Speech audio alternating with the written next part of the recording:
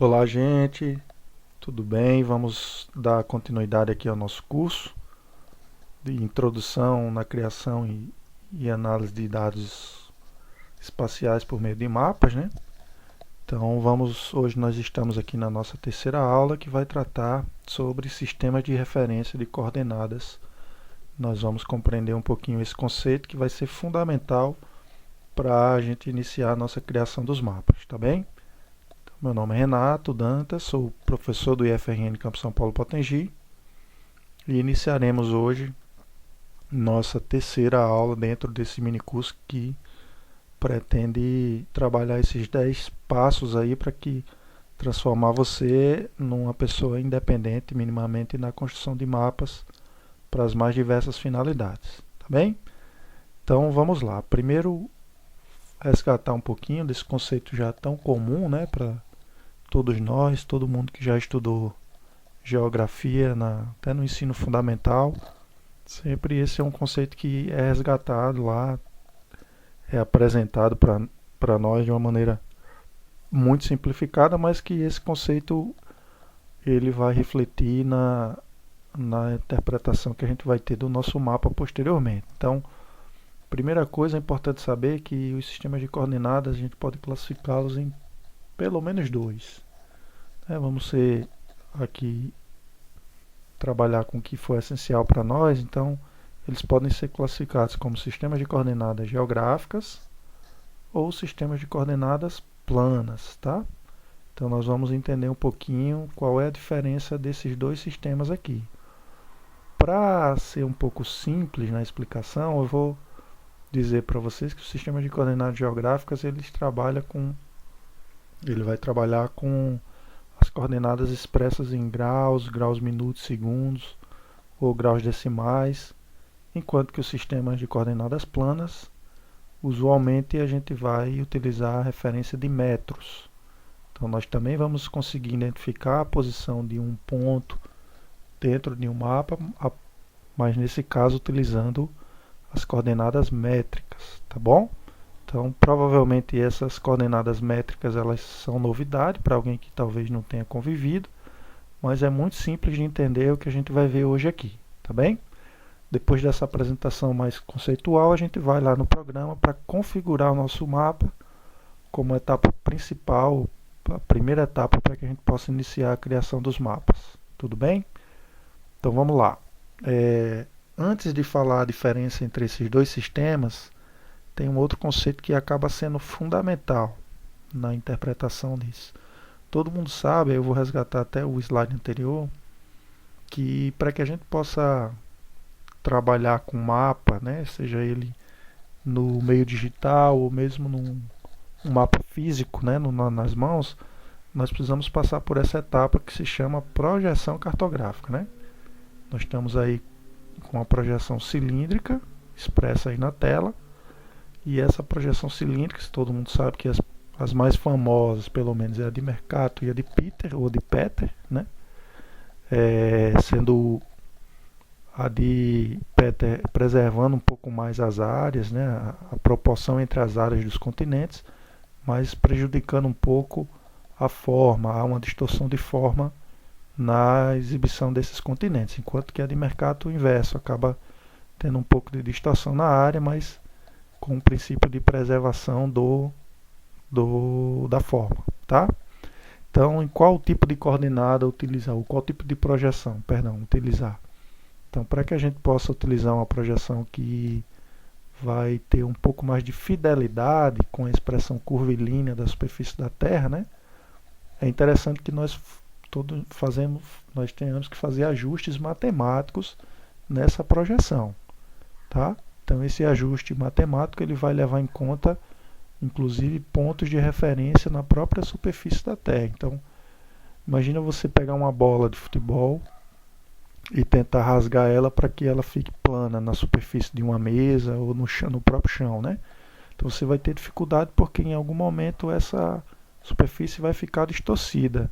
Para que a gente torne ela o mais fiel possível para aquele recorte de território que a gente está estudando, é importante esses modelos matemáticos. E esse modelo matemático, esse conjunto de dados que vai proporcionar uma melhor fidelidade entre a projeção e a superfície. Esse conjunto de dados a gente chama de datum.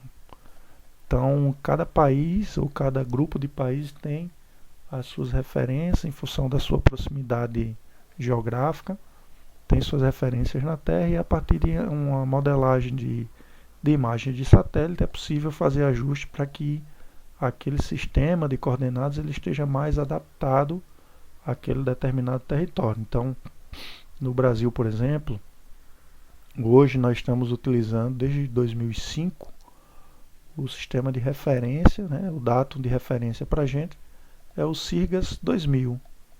Então desde lá a gente tem usado. Antes disso a gente utilizava o SAD69, dá para ver ele também na tela, e o nosso SIRGAS 2000 é um modelo geocêntrico que se assemelha muito ao WGS84, que é um modelo americano, né? Então é importante que a gente primeiro saiba qual é o datum padrão que nós vamos utilizar, para depois discutir qual é a referência dentro desse dado que nós vamos estar trabalhando. Se ela vai estar expressa em geográfica, que seria graus, minutos, segundos, ou métricas, né, em UTM, que seria por meio de metros. Bom, mas como é que eu entendo as coordenadas geográficas? Todo mundo já conhece esse planisfério, né? A gente divide a Terra em dois hemisférios aqui. No sentido latitudinal, aqui nós temos uma linha do Equador, cortando a Terra em dois hemisférios, sendo o sul e o norte, né? Se vocês observarem, do Equador, que é essa linha central aí, horizontal, até o topo, vamos dizer assim, até os polos, para cima nós temos 90 graus e para baixo também 90 graus.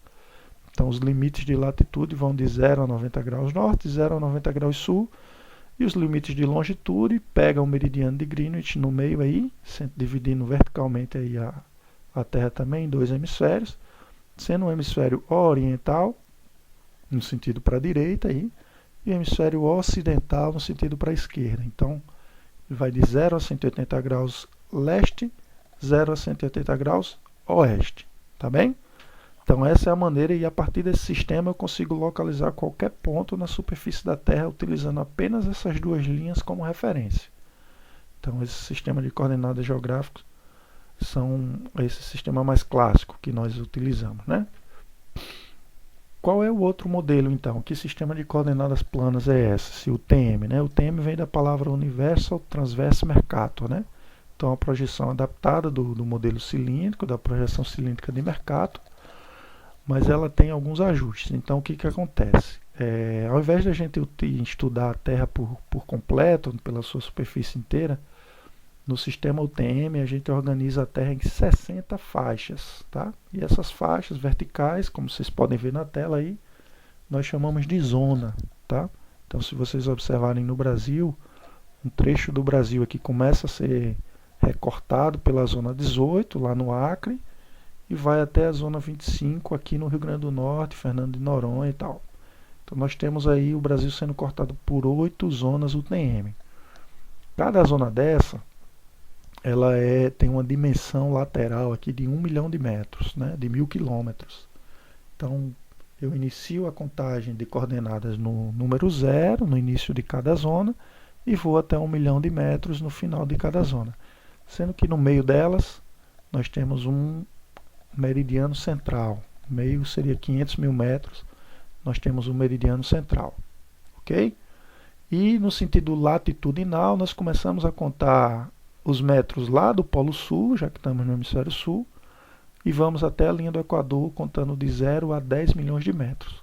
Fazendo o cruzamento dessas duas coordenadas, que nós chamamos de x nesse sentido longitudinal e y no sentido de latitude, cruzando essas duas informações dentro da zona, nós vamos ter a posição métrica do nosso ponto de estudo, tá bem?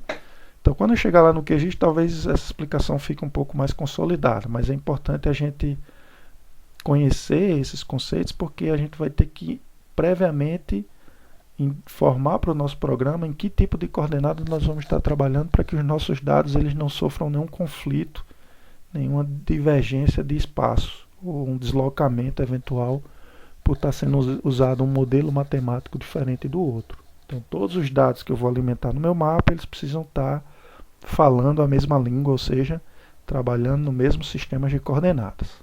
Ok?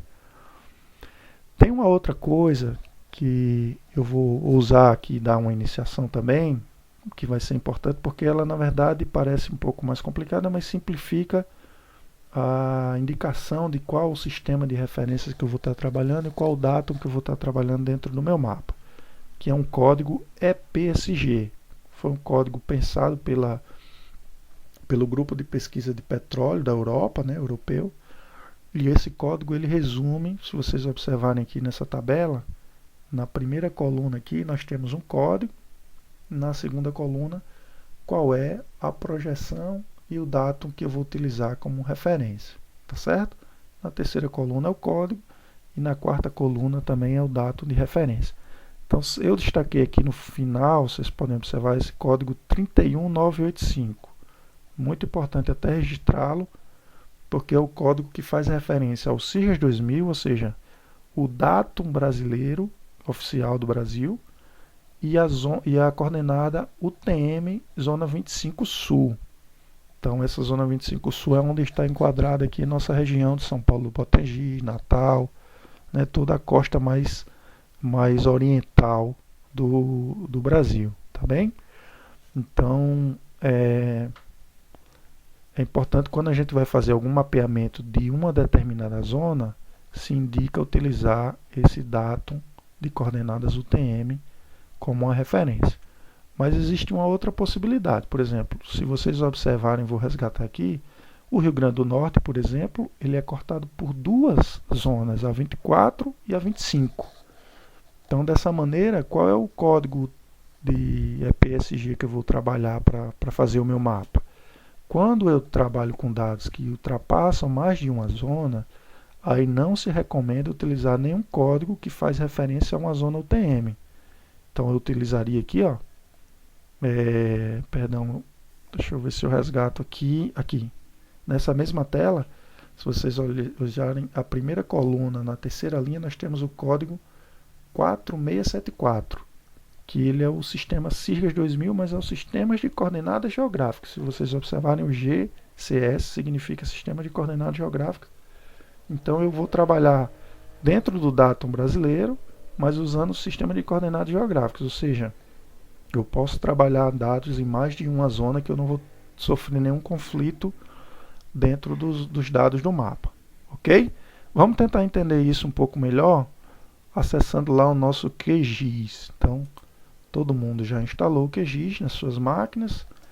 Aqui eu já estou adicionando um arquivo utilizando essa ferramenta de adição aqui, ó, adição de arquivo vetorial que eu baixei já no site do IBGE, esses dados de limites municipais, das unidades federativas, desculpa, dos limites estaduais. E eu já adicionei ele aqui para que a gente possa estar fazendo essa análise aqui. Se vocês observarem na tela, aqui é um mapa do Brasil, organizado por suas regiões, né? Cada uma com a coloração. E nós vamos ter aqui, ó, lá no canto inferior direito da tela, uma abazinha chamada EPSG. Vou dar uma clicada aqui e vou observar que vai abrir uma janela onde existe um SRC, que é um sistema de referência de coordenadas. Então eu preciso informar para o meu programa qual é o sistema de referência de coordenadas que eu vou estar trabalhando, para que os meus dados que vão ser alimentados nele possam se adaptar àquele sistema de referência de coordenadas. Então, se vocês lembrarem da tabela que eu mostrei lá na apresentação, o código EPSG que faz referência ao datum brasileiro é o CIRGAS 2000, é o 4674 que faz referência ao CIRGAS 2000, ok? Então, vou digitar aqui, vai me aparecer, eu seleciono e aplico. Por que eu não vou usar um sistema de referência UTM nesse caso?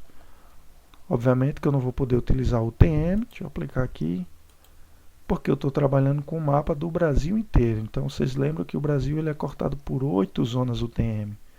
Se eu colocar um código de UTM, eu vou trabalhar com qual das 8 zonas? Da 18 ou da 25? Ou em alguma intermediária? Então fica muito difícil de eu poder selecionar o datum de referência. Então por isso eu estou trabalhando com o sistema de coordenadas geográficas. Mas vamos ver um outro exemplo aqui, só para que a gente consolide um pouco esse conteúdo.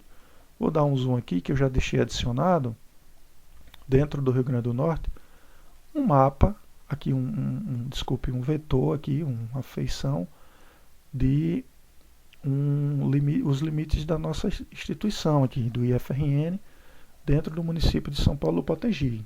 Aqui são alguns prédios, algumas feições dentro da uma área mais verde, uma área de horta, laboratório, enfim, uma área de estacionamento, toda ela vetorizada aí.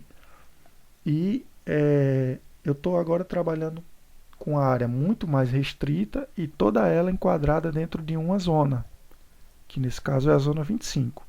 Então observe que quando eu passo o mouse na tela, vai me aparecer aqui no canto inferior, bem no centro da tela, as coordenadas de referência. Nesse caso aqui está marcando menos 35 graus, ponto 75, isso aqui trabalhando com longitude, e menos 5,89 graus, ou seja, 5,89 graus sul, trabalhando com a latitude.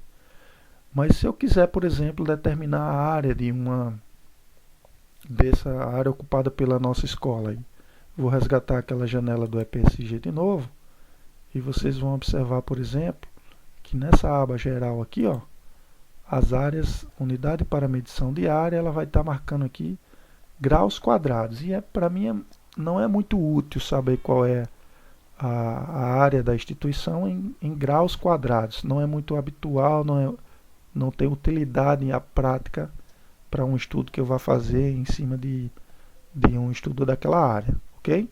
Então, por isso, é preciso eu utilizar um sistema de referência métrico, ok? Então, eu vou usar o sistema, o código EPSG 31985. Esse código 31985 vai também trabalhar com o nosso datum oficial brasileiro, só que agora não mais com as coordenadas geográficas, e sim com as coordenadas UTM métrica. Então, eu vou aplicar, vou dar um OK, e vocês vão observar agora, com a medida que eu passo o mouse na tela, vai me surgir aqui nas coordenadas, no canto inferior central, as coordenadas em metros, sendo a coordenada primeira aí, 194.758 é o TMX, e o 9.347.283 é o TMY. Então, à medida que eu vou caminhando aqui dentro do meu mapa, eu vou também fazendo referência às coordenadas em metros. Então é possível agora eu determinar a área de qualquer uma dessas feições utilizando as coordenadas métricas, tá bom? Então é muito importante a gente compreender essas diferenças, porque é o ponto de partida para que a gente possa começar a manipular e criar novos vetores aqui dentro do nosso QGIS, ok? Então espero ter sido útil nessa nossa terceira aula, e eu conto com vocês no nosso próximo encontro, onde nós já aí sim vamos começar já a praticar, manipular alguns dados e criar os nossos mapas, tá bom? Então muito obrigado e até a próxima.